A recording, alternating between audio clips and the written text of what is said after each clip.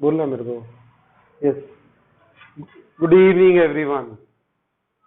So we'll continue with the topic chemical bonding, and in this chapter we have discussed valence bond theory in detail, and then hybridization. When s and p orbitals are involved, we had seen three types of hybridization: sp3, sp2, and sp. In case of sp3, we had seen the example of methane molecule formation. In sp2, we had seen formation of boron trifluoride and ethylene C2H4. In sp, also we have taken two examples. One was beryllium difluoride and another was acetylene or ethine. So total 5 examples we have taken to understand this concept of hybridization, and why it is needed, that is also we had seen. To get the required number of covalency, first point, why hybridization needed? To get the covalency, to get the required covalency. ये font size दिख रहा है आप लोगों को? To get required covalency and another to get equivalence of bond.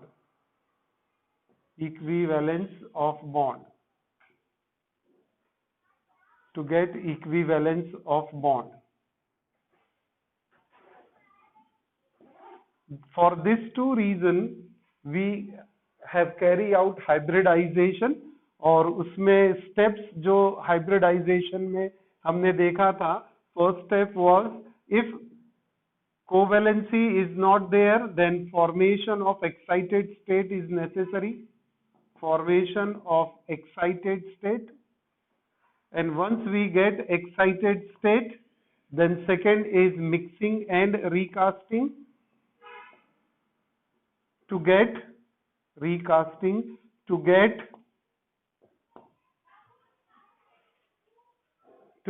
the hybridized orbital, recasting करेंगे, mixing and recasting. और third point देखा था ओवरलैपिंग, कि कैसे हाइब्रिड ऑर्बिटल, जैसे यहाँ पर कार्बन का हाइब्रिडाइजेशन होगा, कार्बन के हाइब्रिड ऑर्बिटल्स हाइड्रोजन के एटॉमिक ऑर्बिटल से ओवरलैप करते थे. बोरॉन ट्राइफ्लोराइड में बोरॉन sp2 हाइब्रिडाइज होता था और फ्लोरीन के pz ऑर्बिटल उस पे ओवरलैप करते थे. So the third step is overlapping. और उसके बाद फिर हमने इसी में ज्योमेट्री भी कंसीडर किया और बॉन्ड एंगल भी कंसीडर किया. So this is what the VBT and hybridization we had seen in short. Now, drawbacks of or limitation of VBT. Drawbacks or limitation of VBT. VBT ने एक बहुत important information दिया कि covalent bond बनाना है VBT, है ना. We should not forget the contribution of valence bond theory. VBT ने क्या बतलाया कि कोवेलेंट बॉन्ड बनाना है तो एटॉमिक ऑर्बिटल या ऑर्बिटल्स का ओवरलैपिंग इंपॉर्टेंट है. उसके पहले क्या था? इलेक्ट्रॉन शेयर होगा, कोवेलेंट बॉन्ड बनेगा. शेयर ऐसा नहीं हो जाएगा कि आप एक इलेक्ट्रॉन दे दो, मैं एक इलेक्ट्रॉन दूंगा और वहां पर बॉन्ड बन गया. नहीं, we have to mutually share, we have to mutually overlap. तो आपका ऑर्बिटल, हमारा ऑर्बिटल, ये ओवरलैप करेगा तब बॉन्ड बनेगा. That is what the important contribution from valence bond theory. So it has explained the formation of covalent bond. और जो covalent bond बनेगा उसका डायरेक्शन भी रहेगा. This is again a important factor और important postulate of valence bond theory. पहले तो valence bond theory ने बताया, फिर से रिपीट कर रहा हूं, covalent bond is formed by overlapping of orbitals, and this covalent bond has a directional character. जैसे S S ओवरलैप कर रहा, कोएक्सियल ओवरलैपिंग, S और P ओवरलैप कर रहा है, वो हेड ऑन ओवरलैपिंग, दो PP ओवरलैप कर रहे हैं साइड वाइज लेटरल ओवरलैपिंग कर रहे हैं, तो वो ओवरलैपिंग क्या है, एक डायरेक्शन देगा बॉन्ड को, और बॉन्ड का डायरेक्शन बहुत इंपॉर्टेंट है उसके बॉन्ड एंगल और ज्योमेट्री के लिए। तो ये भी एक important contribution valence bond theory का था। More the region of overlap more stronger is the bond, ये भी वैलेंस बॉन्ड थ्योरी ने बताया। एंड मोर इंपॉर्टेंटली ये हाइब्रिडाइजेशन से फिर हमने मॉलिक्यूल फॉर्मेशन कैसे हो रहा है ये पढ़ लिया। अब इसके ड्रॉबैक में क्या आएगा कि it has explain formation of covalent bond but does not explain formation of coordinate bond, formation of coordinate bond. Coordinate bond क्या बनता है, ये भी एक special type of covalent bond है। हमने समझाया था आपको कोऑर्डिनेट बॉन्ड बनाना। कोवेलेंट बॉन्ड फिर से एक बार बोल देता हूं, जैसे ये नाइट्रोजन के 3 अनपेयर्ड इलेक्ट्रॉन, एक लोन पेयर ऑफ इलेक्ट्रॉन, तो 3 अनपेयर्ड इलेक्ट्रॉन 3 हाइड्रोजन से शेयर करेंगे, ओवरलैपिंग करेंगे, कौन सा बॉन्ड बना, ये कोवेलेंट बॉन्ड। सही है, ये बॉन्ड जो क्रिएट हुआ ये कोवेलेंट बॉन्ड क्रिएट हुआ। सही है। अब यहां ये जो लोन पेयर है, ये लोन पेयर एक और बॉन्ड क्रिएट कर सकता है, जहां पर एक प्रोटॉन अगर आता है एसिड से, प्रोटॉन यानी पॉजिटिवली चार्ज हाइड्रोजन, तो ये तो इलेक्ट्रॉन है नेगेटिवली चार्ज पेयर, ये प्रोटॉन हमको मिला एसिड से। एसिड्स आर दो substance which gives free H+ ions, ये डेफिनेशन अरेनियस की हमने पढ़े हैं। तो ये H+ जो है ये प्रोटॉन, ये कैसे मिला, एसिड से। तो जब ये एसिड का प्रोटॉन इसके पास आएगा तो क्या होगा, अट्रैक्ट हो जाएगा यहां पर। क्यों होगा अट्रैक्ट, क्यों होगा अट्रैक्ट, क्योंकि इलेक्ट्रॉन पेयर लोन पेयर है उसके पास, यानी एक्स्ट्रा इलेक्ट्रॉन पेयर पड़ा हुआ है। नाइट्रोजन यहां पर नेगेटिव चार्ज के जैसा यूज हो रहा है कि नहीं। हेलो, आप लोग अगर कुछ बोलेंगे नहीं तो कैसे पता लगेगा। नाइट्रोजन कैसा है, एक लोन पेयर के साथ है, यानी इसके पास इलेक्ट्रॉन क्लाउड ज्यादा है, नेगेटिव चार्ज ज्यादा, इलेक्ट्रॉन क्लाउड ज्यादा है। नेगेटिव चार्ज को अट्रैक्ट किसको करेगा, वो अपोजिट चार्ज वाले को। तो ये प्रोटॉन इस पे अट्रैक्ट हो गया, उसका चार्ज न्यूट्रलाइज हो गया। सही है। अब नाइट्रोजन की वैलेंसी देखेंगे आप, नाइट्रोजन बिकम टेट्रावैलेंट, तो ये क्या मॉलिक्यूल बना आपके पास, NH4 पॉजिटिव बना। जो फोर्थ वाला बॉन्ड बन रहा है, फिर से लिख रहा हूं, अच्छे से देख लेना आप, जो फोर्थ वाला बॉन्ड बना वो एक कोवेलेंट बॉन्ड ही है। क्यों कोवेलेंट बॉन्ड है, क्योंकि नाइट्रोजन और हाइड्रोजन दोनों मिलके शेयर कर रहे हैं ना। ये वाले कोवेलेंट बॉन्ड कैसे बने, नाइट्रोजन का एक इलेक्ट्रॉन, हाइड्रोजन का एक इलेक्ट्रॉन, ये कोवेलेंट बॉन्ड, दोनों का एक इलेक्ट्रॉन, ये दोनों एक एक इलेक्ट्रॉन कंट्रीब्यूट करके अपने कोवेलेंट बॉन्ड बना लिए।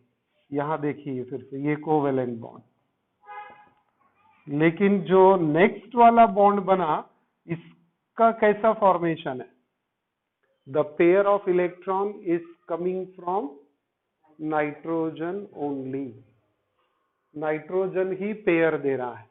बाकी के इसमें क्या था, हाइड्रोजन एक था और नाइट्रोजन का एक इलेक्ट्रॉन था। अब यहां पर पूरी पेयर आ रही है नाइट्रोजन के तरफ से और हाइड्रोजन 0, यानी मैं ये बोल सकता हूं कि जो कोवेलेंट बॉन्ड बना इसमें नाइट्रोजन और हाइड्रोजन की पार्टनरशिप 50-50, एक नाइट्रोजन का इलेक्ट्रॉन, एक हाइड्रोजन का, बन गया 50-50 पार्टनरशिप। लेकिन ये कोऑर्डिनेट बॉन्ड जो बना, इसमें भी 50-50 है क्या? शेयर तो दोनों कर रहे हैं, दोनों मिलके शेयर कर रहे हैं ना ये इलेक्ट्रॉन पेयर को। तो फिर ये वाला कैसा है? नाइट्रोजन का कंट्रीब्यूशन 100% और हाइड्रोजन का contribution towards electron 0। Are you getting it? तो ये जो बॉन्ड बना इसे हम कहेंगे coordinate bond.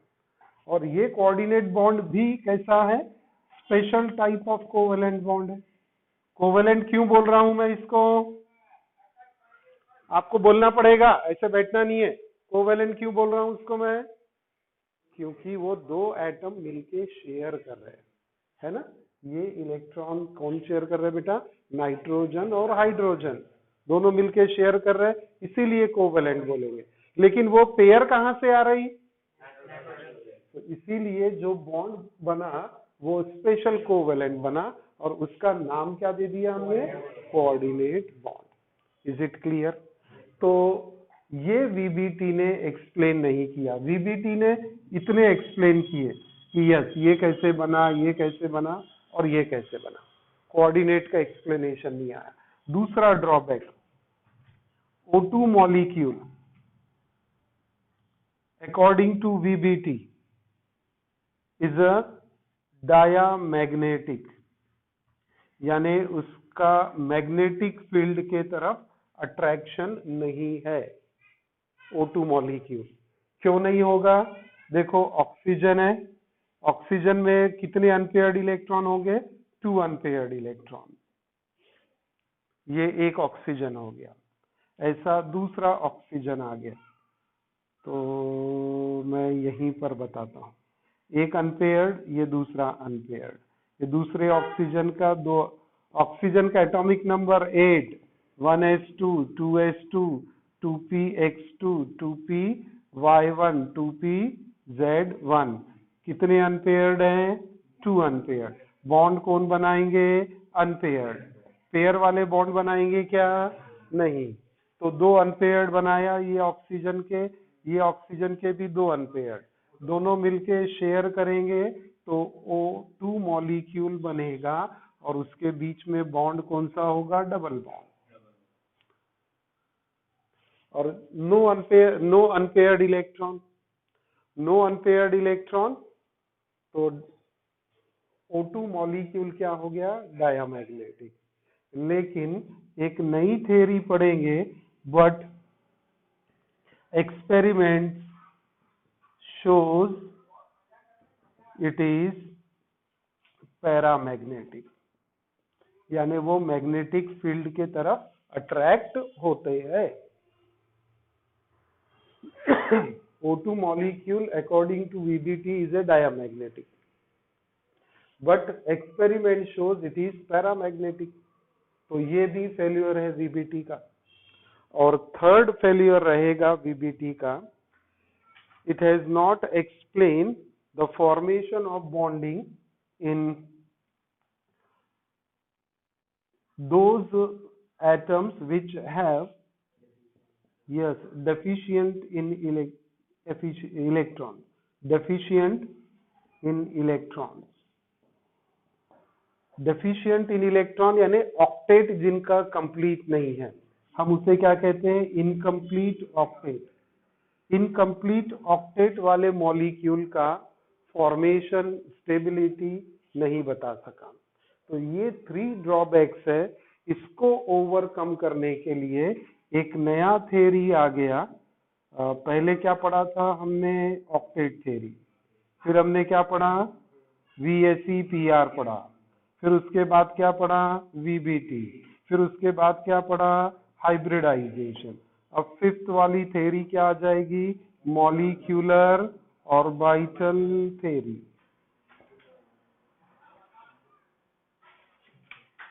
मॉट molecular orbital theory, इसने ये सारे क्वेश्चन के आंसर दे दिए और ये थ्योरी आज हम यूज करते हैं।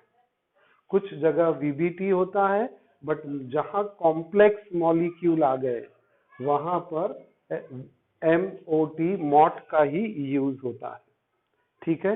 बट बिफोर गोइंग टू मॉट एक इम्पॉर्टेंट क्वेश्चन का आपसे डिस्कशन कर ले, और वो है difference between sigma and pi bond.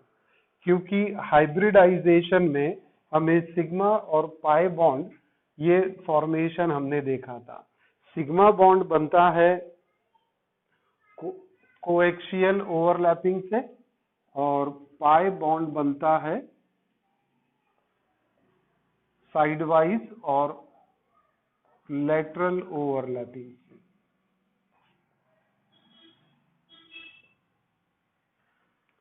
ठीक है, तो क्या क्या डिफरेंस है, क्योंकि ये इंपॉर्टेंट क्वेश्चन बनता है, 3-4 पॉइंट अपने को मिलने चाहिए इसमें।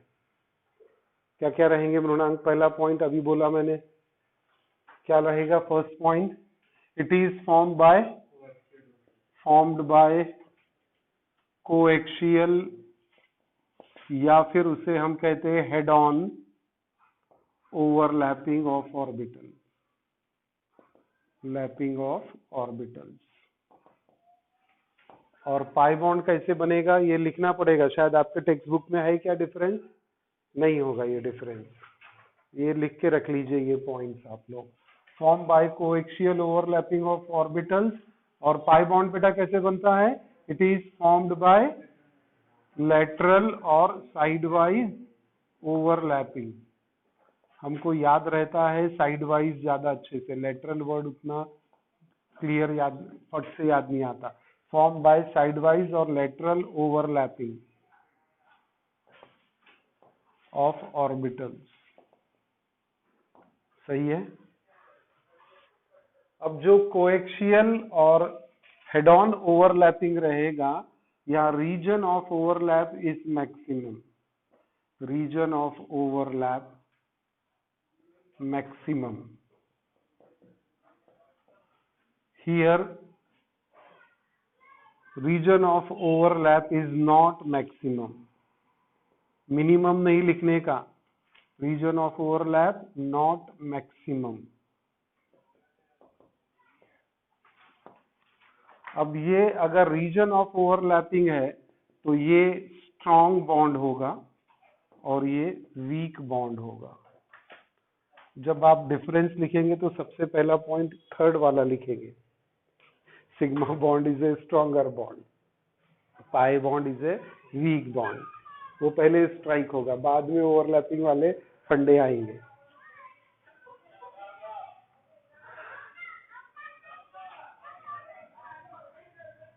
Single covalent bond is possible,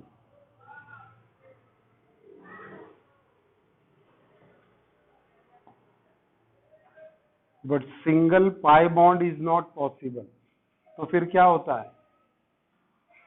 it is formed always in association with, अकेला वो बनता ही नहीं कभी pi bond, always in association with sigma bond.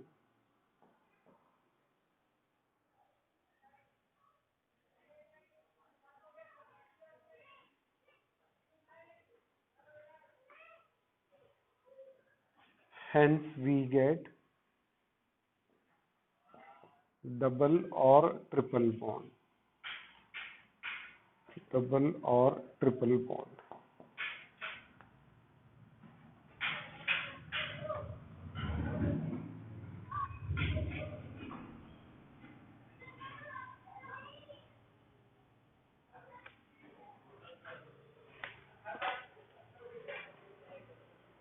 चलिए ये सब मिटा देते हैं, ड्रॉबैक्स को याद रखेंगे आप।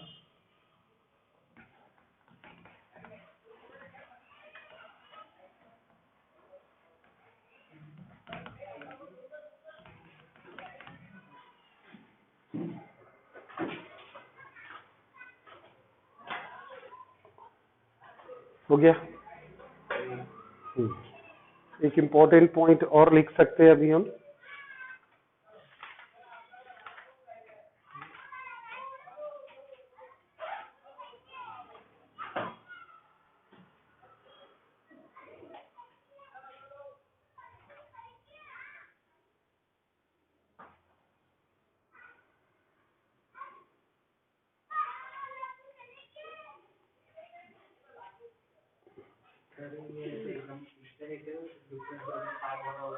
ये बहुत इंपॉर्टेंट क्वेश्चन है। 4 कोई भी पॉइंट लिखने का, 4 correct point, half mark each. कभी भी डिफरेंस यूजुअली आता जो है वो 2 मार्क का रहता है और 4 करेक्ट पॉइंट एक्सपेक्टेड है। आपको 5-6 लिखा देते हैं जहां पॉसिबल होता है, उसमें से कोई भी 4 आप लिख सकते हैं।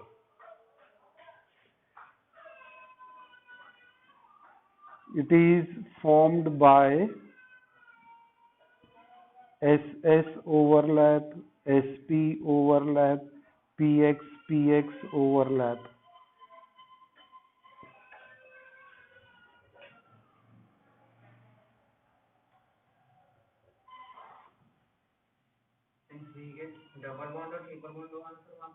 हाँ, hence we get double, अरे डबल नहीं लिखा क्या मैंने, बॉन्ड ही लिखा। hence we get double और triple bond. It is formed by PY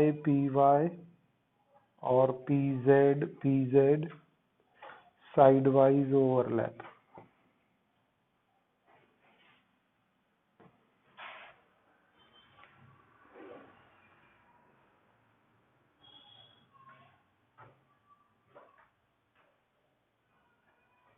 Electron density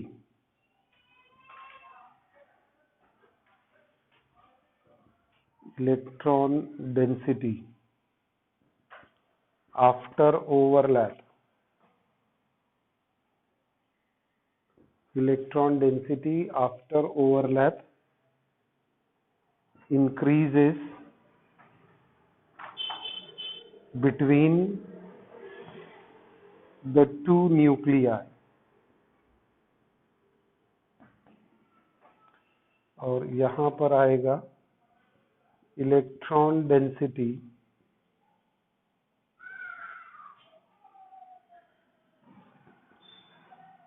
increases above and below the line joining two nuclei.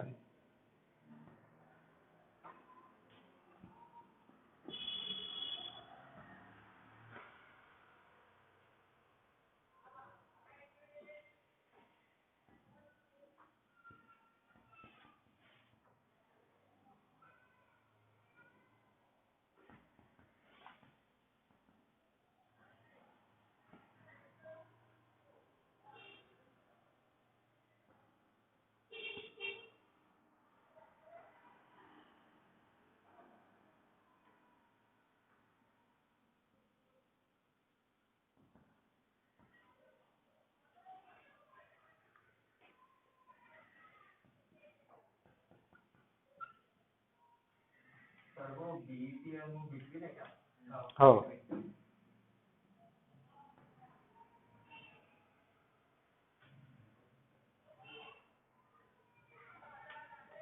free rotation of atoms about covalent bond is possible. Free rotation is not possible.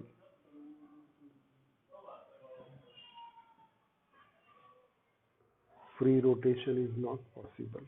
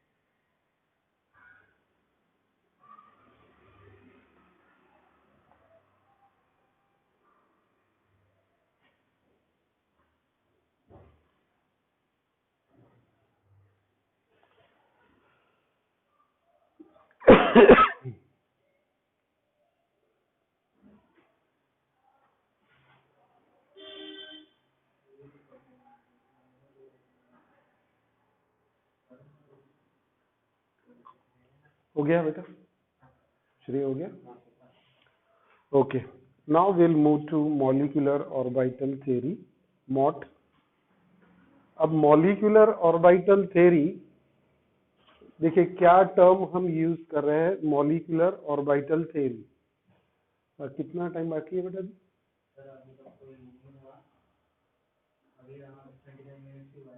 अच्छा 30 minute हो गया है, 10 minute और है, अभी 15 minute है, 10-12 minute है, ठीक है ना। तो इंट्रोडक्शन तो दे ही देते हैं ना मॉलिक्यूलर ऑर्बिटल। तो next theory we will take is molecular orbital theory.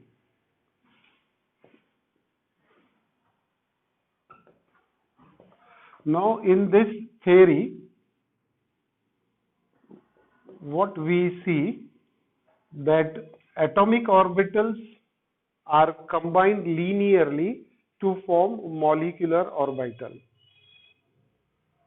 Hybridisation में भी हमने वही देखा था कि ऑर्बिटल्स ओवरलैप हो रहा है, यहाँ पर ओवरलैप तो नहीं होंगे, वो कंबाइन होंगे और कंबाइन होके मॉलिक्यूलर ऑर्बिटल बनाएंगे।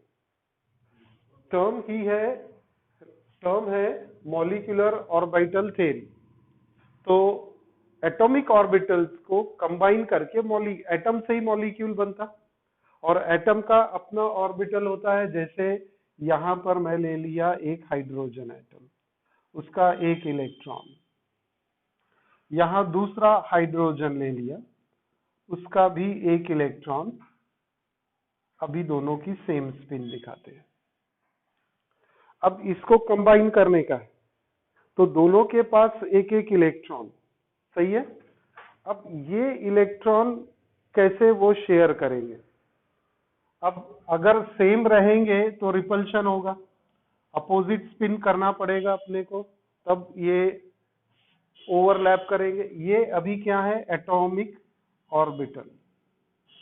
ये एक फर्स्ट हाइड्रोजन, ये सेकेंड हाइड्रोजन का एटॉमिक ऑर्बिटल। दोनों की एनर्जी सेम है, दोनों का ऑर्बिटल सेम है, 1s फर्स्ट एनर्जी लेवल पे हाइड्रोजन का। अब ये जब कंबाइन होंगे दो हाइड्रोजन एटम, तो दो मॉलिक्यूलर ऑर्बिटल बनाएंगे। 10 मिनट, ओके। तो दो मॉलिक्यूलर ऑर्बिटल बनाएंगे, दो मॉलिक्यूलर ऑर्बिटल बनाएगा। एक मॉलिक्यूलर ऑर्बिटल जिसकी एनर्जी कम रहेगी उसे कहेंगे हम बॉन्डिंग ऑर्बिटल। जब बॉन्ड बनता है तो एनर्जी कम होती है, हमने देखा था ग्राफ के through. So when bond formation takes place, when a molecule is formed by combination of two atomic orbital, energy decreases. तो देखिए मैंने एनर्जी डिक्रीज बता दिया। ये एक मॉलिक्यूलर ऑर्बिटल हो गया, और एक बनेगा anti bonding orbital. Anti bonding orbital, anti bonding molecular orbital. ये बॉन्डिंग मॉलिक्यूलर ऑर्बिटल हो गया, और दूसरा रहेगा एंटी बॉन्डिंग मॉलिक्यूलर ऑर्बिटल। अब इलेक्ट्रॉन किस में जाएगा?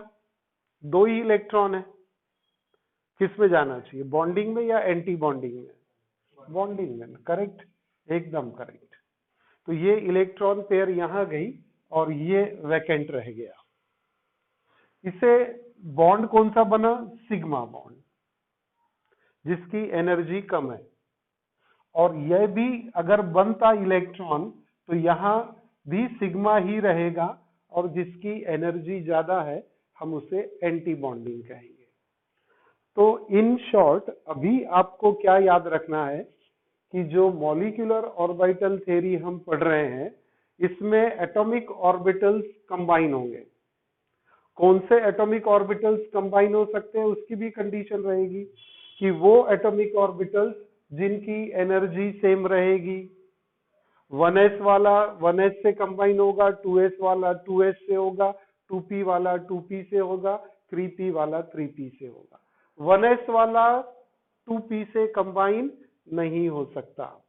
तो जिनकी एनर्जी सेम है, ये इनफैक्ट जो मैंने लिखा ये इसका एनर्जी लेवल हो गया, है ना। ये ग्राउंड एनर्जी लेवल हो गया, ये एनर्जी लेवल हो गया। 1s is the energy level, यहां इसका एनर्जी लेवल 1s हो गया। डन। अब जब बॉन्ड बनेगा तो एनर्जी डाउन होगी, और बॉन्ड बनेगा तो दोनों इलेक्ट्रॉन्स की स्पिन न्यूट्रलाइज हो जाएगी, एनर्जी कम होगी, तो इसे हम कहेंगे bonding molecular orbital. At the same time इसका अपोजिट होगा एंटी बॉन्डिंग। रिपल्शन हो सकता है, ये अट्रैक्शन है, तो अगर रिपल्शन होगा तो उसकी एनर्जी बढ़ेगी, जिसको हम बोलेंगे एंटी बॉन्डिंग। तो मॉलिक्यूलर ऑर्बिटल बनाने के लिए कंडीशन क्या लगती है? There should be electron in the valence shell. Valence shell में इलेक्ट्रॉन होने चाहिए। वो इलेक्ट्रॉन अनपेयर्ड रहे या पेयर्ड में रहे, जैसे रहेंगे उसका उसकी ओवरलैपिंग वहां पर होगी। ओवरलैपिंग नहीं होगी, they are combined linearly, and when they combine linearly they will create molecular orbital. तो इसके भी अपने कुछ पोस्टुलेट्स हैं। तो पहला पोस्टुलेट बनता है कि valence shell orbitals with the same energy level having their valence electron can combine and form molecular orbital.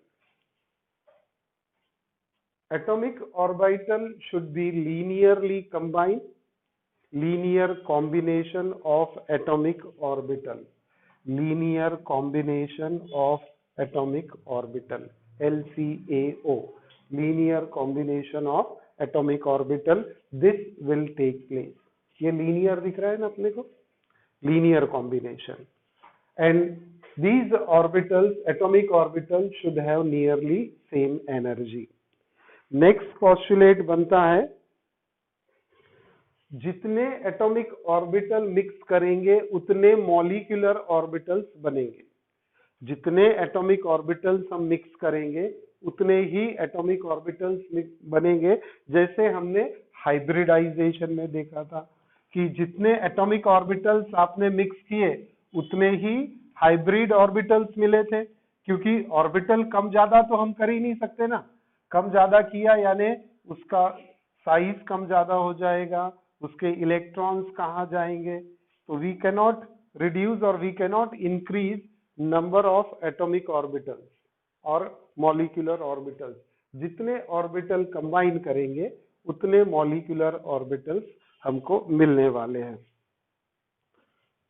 Next है bonding orbital have lower energy, anti bonding orbital have higher energy. तो ये दिख रहा है energy level अपने को decrease हो रहा है और इंक्रीज हो रहा है।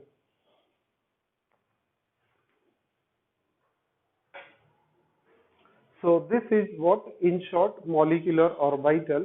कल मैं इसको फिर से एक बार शुरू करूंगा और विथ प्रॉपर एग्जाम्पल और अच्छे से इसको डिस्कस करते हैं, क्योंकि अभी we are running short of time. कल इसको चालू करते हैं हम।